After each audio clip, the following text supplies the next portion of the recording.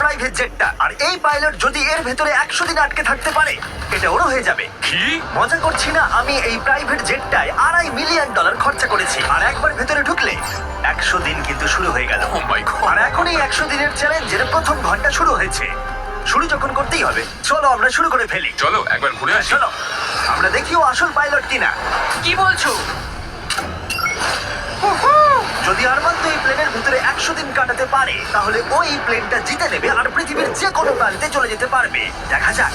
100 দিন এটার মধ্যে নো প্রবলেম। এটা স্মুথ রাইড ছিল, দারুণ দেখতে লাগছে। দেখা যাক ল্যান্ডটা স্মুথ হয় কিনা। এটা অসাধারণ লাগছে। এটা দারুণ ছিল।